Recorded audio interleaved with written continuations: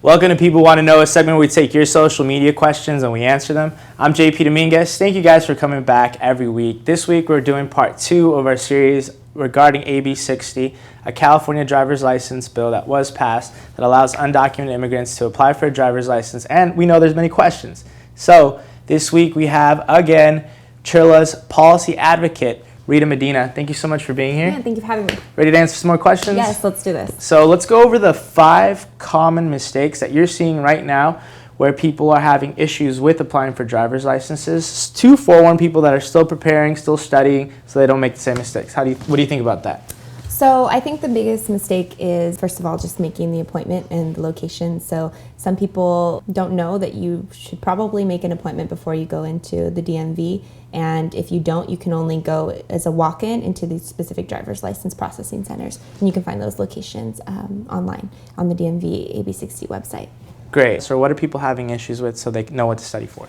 Yeah, so I think in terms of actually sitting down to take the test, the biggest thing I think we're seeing is people just rushing through the test. People are really excited. They're, finally going to be able to get a California driver's license. But what people should know is that you really just have to take your time. You have about an hour to take the test and not rush through not only the questions, but also the answers. Do you find that people aren't taking the exam because they don't know that they can take it in Spanish?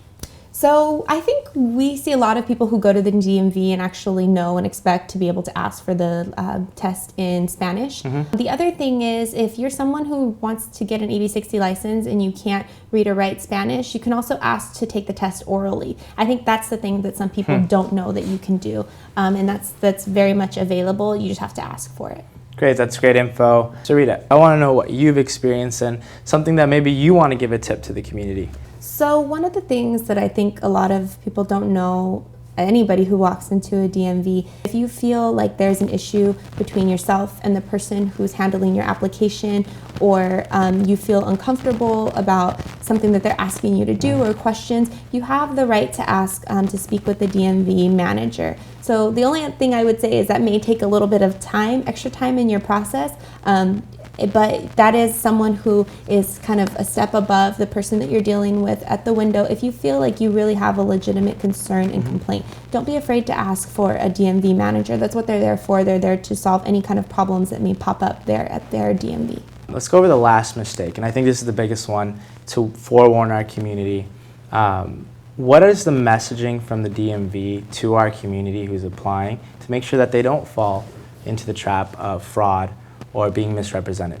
Right. So people should know, do not make the mistake of going anywhere else but the DMV to get your license. You shouldn't be paying more than $33 that the license costs, and you should only be going to those DMV centers or the driver's license processing centers. So don't look at other websites other than the AB 60 DMV website. A lot of these places have preparation for classes, and that's fine. But in terms of actually getting a card, there's no quicker way to get a card. There's no other place that'll give you a card other than the DMV. So people shouldn't be led astray by people who tell you otherwise. Wow. 2 weeks of great tips, great info from Chirla's policy advocate. If you want to find Chirla online, we already have the website down here. But social media-wise, where can people find Chirla? We are on Twitter, we are on Facebook. If you just go online and Google any of those things, look up Chirla on Facebook, you can find us. It's a link to our Twitter, all of those social media pieces. And we actually do some updates, mostly on Facebook, I think, is where we're really the biggest. Well, on behalf of our team, on behalf of our community, we want to say thank you for the work that you do. She is a policy advocate fighting for immigrant rights on a daily basis, and we know that that is a huge, huge fight and something that absolutely needs to be done. So thank you on behalf of everyone. No, thank you guys for doing this, and for our community, please go out, get involved, get your AB 60 license, and study.